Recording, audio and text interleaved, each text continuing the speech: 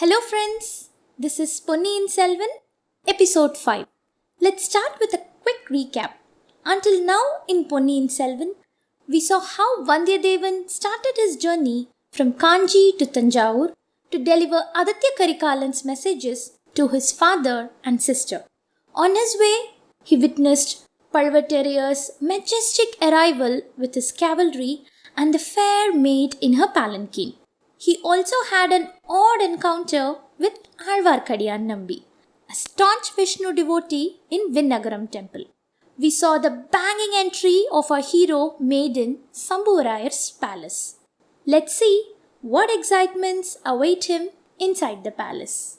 Seeing his dear friend in the flesh right in front of him, Kandamaran couldn't control his excitement.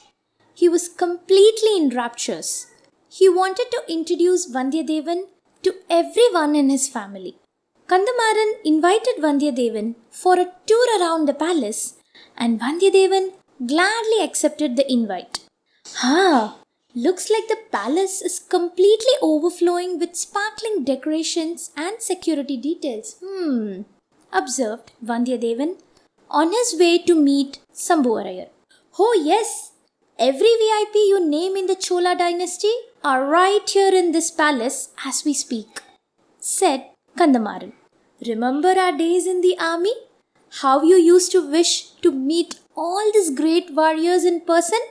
Now is your chance. Come, I'll take you to them, offered Kandamaran. Kandamaran took Vandiyathevan first to his dad, Sambhuvarayar, and introduced him as his dear friend and companion when he was in the army. Vandiyathevan bowed to Sambhuvarayar in respect. But, to their disappointment, Sambhuvarayar's welcome wasn't as warm as his son's. So this is who made all the trouble at the gates? Asked Sambhuvarayar. Kandamaran immediately came to Vandiyathevan's rescue and said, The mistake was completely on our part, Father. Our troops turned him down blindly. But Sambhuvarayar was neither convinced nor pleased. Wish your friend had come on a different day, said Sambhuvarayar, and this made Kandamaran flush in embarrassment. He didn't imagine that his dad would treat his friend with such little civility. Kandamaran wordlessly took Vandiyathevan next to Palvateriyaar.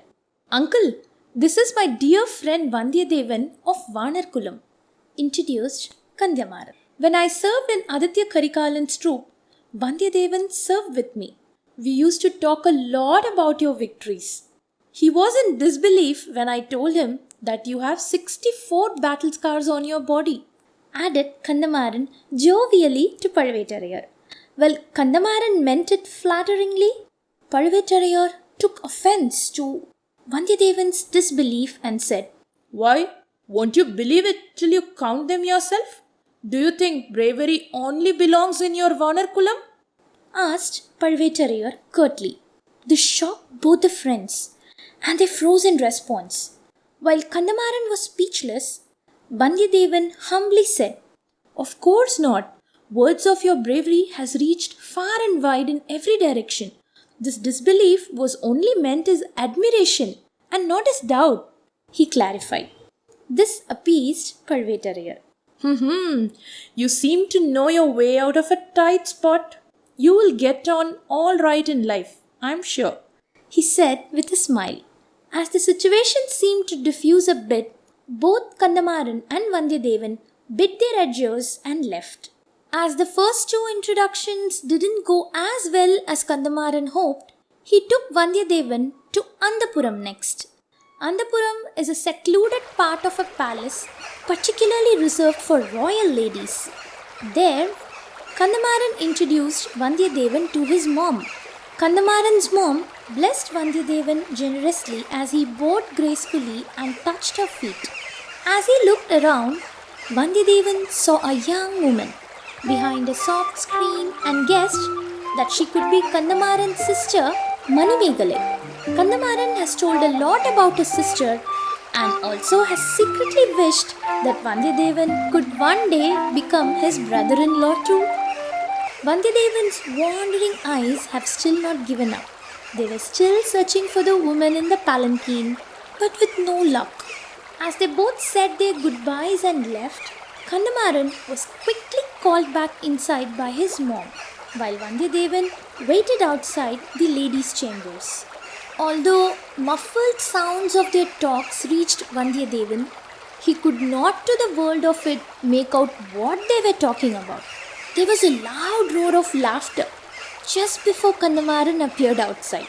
Vandiyadevan was a bit uneasy, thinking that they could have been talking about him and laughing. He inquired about it to Kandamaran as they were touring the rest of the palace. Kandamaran replied, Hey, not at all. We were not laughing at you. In fact, everyone liked you in there. We were talking about Padavaittarayar's new wife. He married a really young girl and he takes her everywhere, even when he is out on official duties. And he never seemed to let her out of his sight. Even now, he didn't let her come to the ladies' chambers. He has kept her locked away with him in his own chambers. Some of the ladies' maid caught a glimpse of her and told everyone. So we were only talking about that. Finished Kandamaran. Vandiyadevan, amused by this, said, Probably all the ladies are jealous of her beauty. Why do you say so? Wondered Kandamaran. Generally, girls in our parts of the country are dusky skin tone. Maybe they envy their fair skin beauty, said Vandiyadevan. Wait. How did you know that she is fair skin? Asked Kandamaran. Vandiyadevan simply told that he saw Padavaittarayar's troops rally behind him with a palanquin and saw a fair hand of a woman lift the veil, but nothing more. Kandamaran proudly claimed that the troops and the rally were their way of welcoming the Chola dynasty's finance minister, while Vandiyadevan thought about it to the contrary of the welcome he received. It was anything but welcome. Kandamaran joked that the Vandiyadevan received the welcome fit for a brave fighter.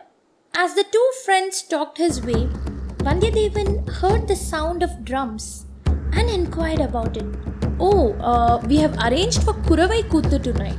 Important men have come, so we have arranged for entertainments before dinner, said Kandamaran. Vandiyadevan expressed his interest to watch Kuravai Kuttu and Kandamaran took him to the stage area. Since it was after dusk, the stage was lit up with blazing fire torches and was ready to begin once the guests arrived. Did the Kuravai Kuttu live up to Alvarkadiyan Nambi's hype? Did it have any effect on Vandiyadevan's journey? What other twist awaits Vandiyadevan? Let's wait and watch in the next episode. Do like, share and subscribe to us. This is Kadhatellaporom. Bye.